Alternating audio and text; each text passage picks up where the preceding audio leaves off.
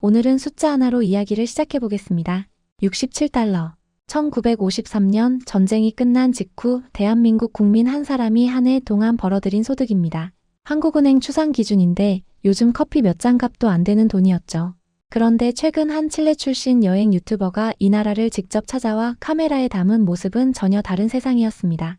마천루가 빼곡한 메가시티, 16만 대가 넘는 CCTV로 지켜지는 거리, 세계 최고 수준이라는 지하철까지 말이죠.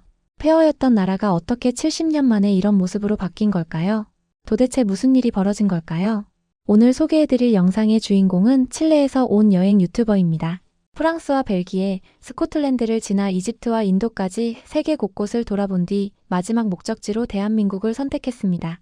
그리고 정작 이번 여행에서 가장 깊은 인상을 남긴 나라가 바로 여기 대한민국이었다고 밝혔습니다. 참고로 이 유튜버는 칠레의 콘텐츠 크리에이터 시상식인 프레미오스 코르디에라 후보에도 이름을 올릴 만큼 현지에서는 꽤 알려진 여행 크리에이터입니다.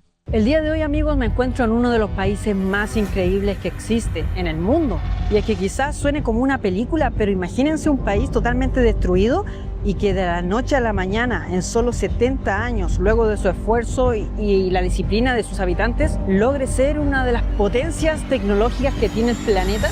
Bueno, esa es la historia de Corea del Sur. Y el día de hoy vengo a descubrir si es que es tan increíble como cuentan. 영상 속 유튜버는 서울을 두고 인구 1000만 명이 사는 메가시티라고 소개했는데 실제 수치로 확인해보면 조금 더 정확한 그림이 나옵니다. 행정안전부 주민등록인구 통계에 따르면 2026년 7월 기준 서울의 인구는 약 928만 명입니다.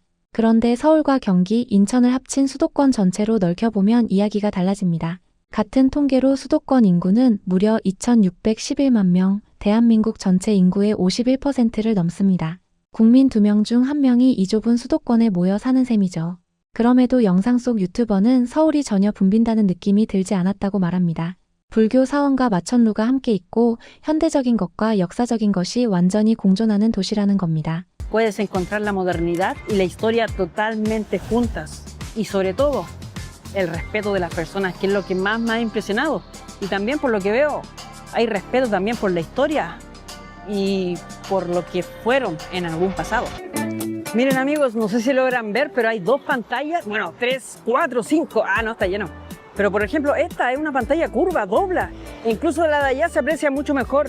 Y créanme, estando yo mismo acá, siendo de 100% sincero, siento que esas pantallas son más que 4K, son como 20K de verdad. Quizá, amigos, el día de hoy veamos una Corea así, totalmente moderna, con mucha tecnología de punta hasta sus edificios, pero hace solo 70 años atrás, este mismo lugar era solo escombro. Tanto así que llegó a ser uno de los países más pobres de todo el planeta. 실제로 확인해보면 이 발언은 결코 과장이 아닙니다. 1953년 정전 당시 대한민국의 1인당 국민 총소득은 앞서 말씀드린 대로 67달러 수준이었고 이는 당시 세계 최빈국 대열에 속하는 수치였습니다. 심지어 같은 시기 북한의 1인당 소득이 남한보다 높았다는 기록도 남아 있습니다. 지금 우리가 아는 세계 10위권 경제대국의 모습과는 완전히 다른 그야말로 맨바닥에서 시작한 나라였던 겁니다. 지금 50대, 60대이신 시청자 여러분의 부모님 세대가 바로 이 시절을 온몸으로 겪어내신 분들입니다. 훗날 학자들은 이 시기부터 이어진 대한민국의 압축적 경제 성장을 두고 한강의 기적이라는 표현을 씁니다. 폐허 위에서 몇 세대 만에 산업화를 이뤄낸 사례는 세계 경제사에서도 손에 꼽힐 만큼 드물다는 평가를 받는데 외국인 여행자가 서울 한복판에서 직접 눈으로 확인한 오늘의 풍경은 바로 그 기적이라 불리는 시간이 남긴 결과물인 셈입니다. 이번엔 그 맨바닥에서 어떻게 일어섰는지에 대한 이야기입니다. Corea del Sur en ese momento estaba bajo una dictadura militar. Paralelo, la educación en la población se convirtió en una obligación nacional y en una obsesión. Y es que en aquel momento el que no estudiaba no sobrevivía. Es así como en solo 30 años pasaron de fabricar ropa y ropa barata por lo demás a construir los mejores barcos, a construir los autos y los chips más avanzados de todo el mundo. 그리고 1980년대 말 대규모 학생 시위 끝에 대한민국은 마침내 완전한 민주주의 체제로 전환됩니다. 하지만 순탄한 길만 이어진 건 아니었습니다. 1997년 아시아 전역을 덮친 외환위기가 대한민국을 거의 국가부도 직전까지 몰아넣었습니다. 정부는 국제통화기금 IMF에 구제금융을 신청할 수밖에 없었는데 이때 전 세계가 놀란 사건이 벌어집니다. 바로 국민들의 반응이었습니다. 위키백과와 한국은행 자료를 종합하면 당시 전국에서 약 351만 명의 국민이 자발적으로 참여해 집안의 금부치와 결혼반지까지 나라에 내놓았습니다. 이렇게 모인 금이 무려 227톤, 당시 시세로 18억 2천만 달러어치에 달했습니다. 나라 빚을 갚겠다고 평범한 시민들이 자기 반지를 뺀 나라, 이게 바로 대한민국이었습니다. La deuda externa que tenía el país. Tras la crisis, el gobierno coreano se dio cuenta que no solo podían exportar autos y también pantallas, sino que también podían exportar su propia cultura al mundo. Invirtieron miles de millones de dólares para poder crear la industria de entretenimiento perfecta. Hoy en día Corea del Sur no solo es una superpotencia tecnológica, sino que es un gigante cultural que dicta tendencias a todos los países del mundo, ya sea con el K-pop, por ejemplo BTS, ya sea con películas, por ejemplo Parásito, que ganó un Oscar, o con series como El Juego del Calamar, quizás muchos conozcan, o también con la cosmética, ya que muchas mujeres compran cremas y cosas que se colocan en las caras, en los brazos, todo eso, y casi todo viene de acá. Esto nos deja una gran enseñanza. 실제 수치로 확인해보면 더 놀랍습니다. 한국무역협회 집계에 따르면 2025년 대한민국 전체 수출액은 7,097억 달러로 역대 최대를 기록했는데 이 중 반도체가 차지하는 비중이 24.4%에 달합니다. 수출액 4개 중 하나가 반도체라는 뜻이죠. 여기에 더해 한류 콘텐츠 수출액도 2025년 기준 28조 원을 넘어선 것으로 집계됐는데 애니메이션 K-팝 데몬 헌터스의 흥행으로 음악 수출만 84% 넘게 뛰었다는 보도도 나왔습니다. 이 유튜버는 이 대목에서 남미 시청자들을 향해 이런 메시지를 남깁니다. 원자재만 바라보며 저개발을 고민하는 나라들에게 대한민국의 사례는 규율과 교육 그리고 스스로를 재창조하는 능력만 있으면 잿더미 속에서도 다시 일어설 수 있다는 걸 보여준다는 겁니다. 이제 역사 이야기는 잠시 접어두고 이 유튜버가 서울 거리를 걸으며 발견한 소소하지만 흥미로운 디테일들을 살펴보겠습니다. Fíjense, acaba de cerrar el ascensor. Si se fijan bien, estamos ahora en el número 13. 12, 10, 9, 8, 7, 6, 5, 3, 2. ¿Se fijaron? El 4 no existe aquí. ¿Y por qué no existe? Y es que la palabra 4 aquí en Corea se pronuncia como sa. Y es el mismo significado que se le da a la palabra muerte. Entonces por eso que el 4 no existe prácticamente en los ascensores. 서양에서 13이라는 숫자를 피하는 것처럼 한국에서는 죽을 사자와 발음이 같은 숫자 4를 꺼려서 엘리베이터에 4층 표기 대신 F를 쓰거나 아예 건너뛰는 경우가 많습니다. 실제로 많은 한국인들이 일상에서 크게 의식하지 않고 지나치는 문화인데 외국인 눈에는 신기한 발견이었던 셈이죠. 이번엔 자동차 이야기입니다. Miren, no sé si se fijan, pero por ejemplo este auto no es que esté nuevo, pero tiene esponja azul en la puerta. Y eso no es solamente ese auto, sino que se van a dar cuenta que muchos autos aquí en Corea tienen lo mismo. Y es que como les digo, acá la gente es tan respetuosa. 이 유튜버는 이 파란색 스펀지가 좁은 주차 공간에서 옆차에 흠집을 내지 않으려는 배려의 장치라는 걸 알게 됩니다. 서울의 주차 공간 대부분이 정말 좁기 때문에 문을 열 때 옆 차량이 긁히지 않도록 미리 스펀지를 붙여두는 거라는 설명이었죠. 횡단보도의 화살표 표시나 지하철 에스컬레이터에서 오른쪽은 서고 왼쪽은 걷는 문화도 마찬가지입니다. 사람이 몰려도 부딪히지 않도록 만들어진 질서를 위한 무언의 약속인 셈이죠. 이 유튜버 역시 영상 곳곳에서 이런 걸 본 적이 있나요? 라는 말을 반복하며 사소해 보이지만 배려가 담긴 한국의 생활 문화에 계속 놀라움을 드러냈습니다. 근데 여기서 끝이 아닙니다.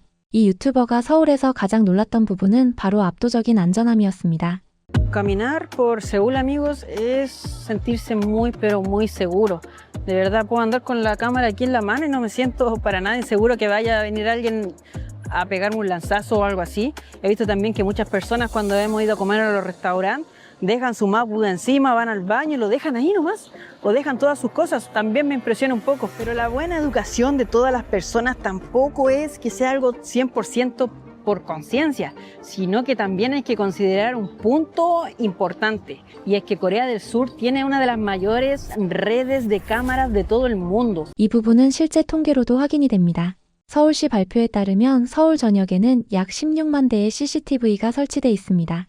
게다가 서울시는 2026년까지 노후 CCTV 1만 5천 대를 고화질로 교체하고 일반 CCTV 7만 대의 인공지능 기능까지 탑재하는 사업을 진행 중인데 여기에 투입되는 예산만 3년간 1,265억 원에 달합니다. 배회나 쓰러짐, 폭행 같은 위험 상황을 인공지능이 자동으로 감지해 관제센터와 112, 119 상황실로 곧바로 영상을 전송하는 시스템입니다.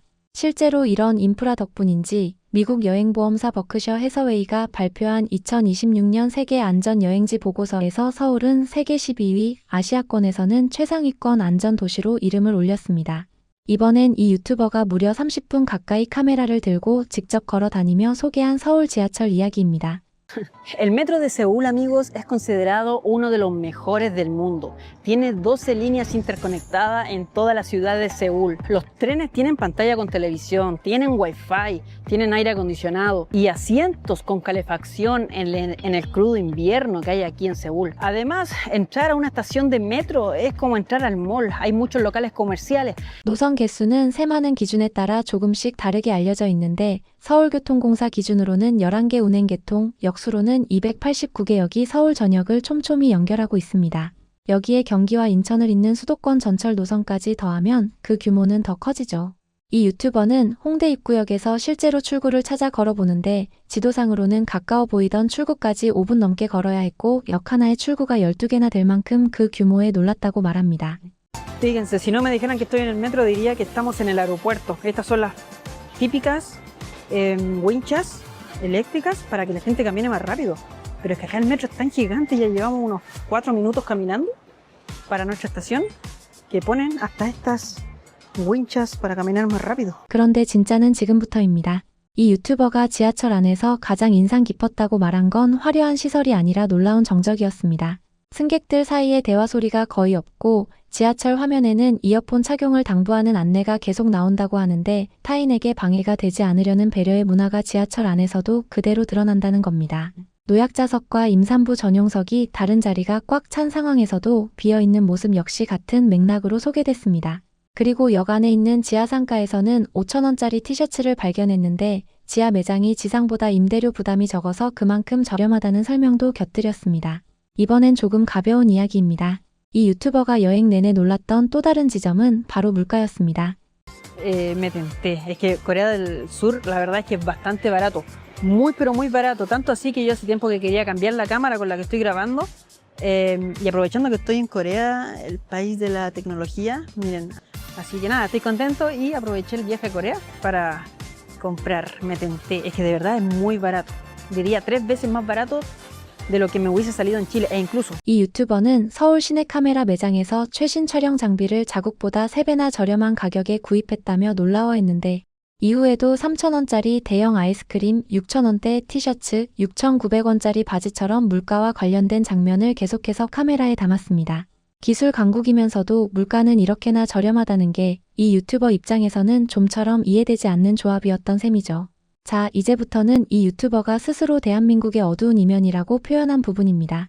Y es que detrás de la piel perfecta de los ídolos de K-pop, como también de las fotos perfectas de redes sociales, hay una realidad muy dura. Y es que en Corea del Sur es el país en el que más se opera la cara. Aquí ser guapo o guapa no es algo de suerte, sino que es prácticamente una obligación. Si tu cara no es como la sociedad lo exige. 이 발언 실제 국제 통계로도 뒷받침되는 이야기입니다. 국제미용 성형외과 학회 ISAPS의 데이터를 바탕으로 한 해외 매체 분석에 따르면 한국은 인구 1,000명당 성형수술 건수가 8.9건으로 전 세계 1위입니다. 영상 속 유튜버는 명동거리를 걸으며 건물 하나가 통째로 성형외과와 피부과로 채워진 모습, K-팝 아이돌이 등장하는 대형 광고판이 주름 개선, 화장품과 성형시술 전후 사진을 동시에 홍보하는 모습을 직접 카메라에 담았습니다. 그러면서 이 유튜버는 자신이 살던 곳에서는 오히려 남과 다른 개성이 인정받는 편인데 한국은 정해진 미의 기준에 맞추려는 사회적 압박이 크다는 점을 조심스럽게 짚었습니다.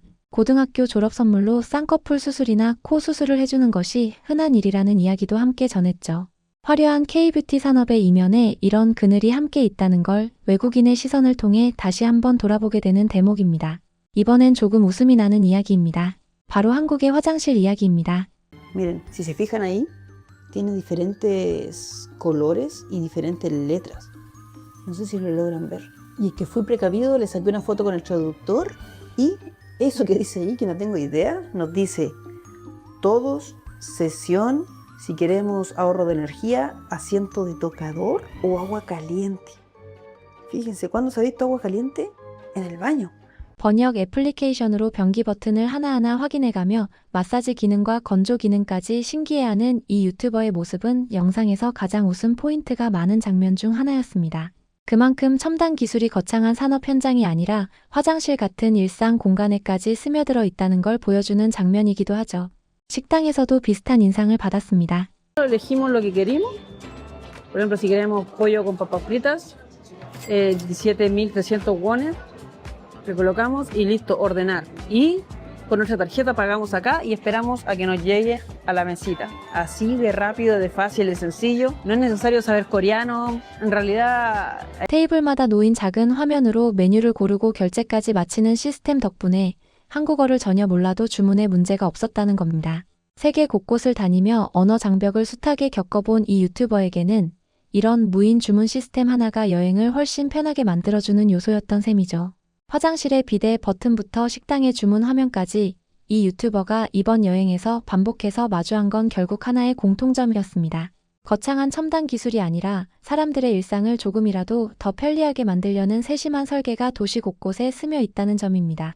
반도체 공장이나 연구소가 아니라 화장실과 식당 테이블에서 기술 강국의 면모를 확인하게 됐다는 게 이 유튜버 입장에서는 오히려 더 인상적이었던 대목입니다. 이 유튜버가 여행 마지막에 남긴 인상은 결국 실내였습니다.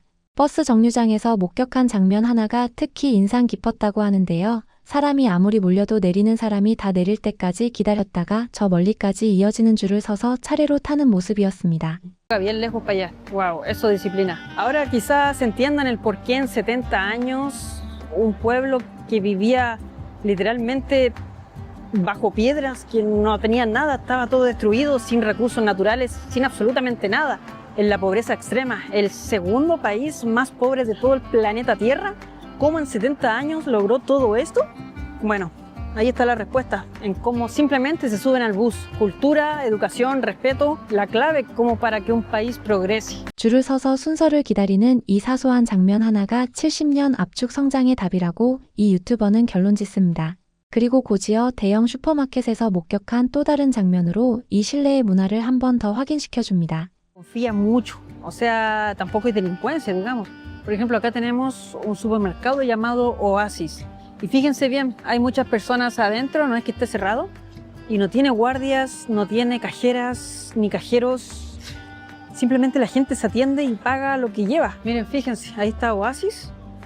계산원도 경비원도 없는 무인 매장, 옷을 사려면 계산대가 있는 위층까지 직접 올라가야 하는 의류 매장까지 영상 곳곳에서 확인되는 건 결국 사람에 대한 기본적인 신뢰였습니다. 폐허 속에서 살던 나라가 70년 만에 이 모든 것을 이뤄낸 진짜 이유가 바로 이런 규율과 신뢰였다고 이 유튜버는 결론지었습니다. 사실 이런 질서와 신뢰는 하루아침에 만들어지지 않습니다. 어릴 때부터 학교와 가정에서 반복적으로 배운 예절과 공동체 의식이 켜켜이 쌓여야 가능한 결과인데 지금의 젊은 세대뿐 아니라 앞선 세대가 오랫동안 지켜온 생활 습관과 태도가 이런 사회적 신뢰의 밑바탕이 되었다고 볼 수 있습니다. 외국인의 눈에는 신기한 문화적 장면으로 비칠 수 있지만 사실 우리에게는 너무나 당연해서 오히려 잊고 지냈던 우리 사회의 자산인 셈이죠. 이번엔 밤이 되어서야 보이는 서울의 또 다른 얼굴입니다. Lo que más me impresiona, amigos, es que de dónde sale tanta gente, impresionante la cantidad de gente que hay aquí. Y también hay mucha luz, hay música en todas partes, como que sí o sí te das cuenta que estás en Asia, en algún país asiático. Sí o sí estás en Corea, se nota que estás en Corea. Es como que... 밤 11시가 넘도록 거리에는 여전히 사람이 가득했고 버스킹 공연과 춤추는 젊은이들, 캐리커처를 그려주는 노점까지 활기가 끊이지 않았다고 이 유튜버는 전합니다. De verdad que me voy realmente impresionado de este país. Visité varios países en este viaje, por ejemplo, fui a Europa, visité Francia, Bélgica, Escocia, pasé por Liverpool, por Londres, Egipto, la India y mi último punto es Corea del Sur. Y creo que de todos los países me quedo por lejos con Corea del Sur, porque siento que este es el primer mundo verdadero en donde la gente realmente respeta todo y a uno lo atiende muy bien. 세계 여러 나라를 돌아본 여행자가 마지막에 도착한 나라를 두고 가장 기억에 남는 여행지로 꼽았다는 건 그 자체로 의미가 큽니다. 폐허 위에서 시작해 반도체와 K-팝을 동시에 수출하는 나라가 되기까지 그 70년의 여정을 외국인의 시선으로 다시 들여다보니 새삼 다르게 느껴지지 않으십니까? 화려한 성취 뒤에 남은 외모지상주의 같은 숙제들도 분명 존재하지만 잿더미 위에서 오늘의 모습을 만들어낸 그 저력만큼은 부정할 수 없는 사실입니다.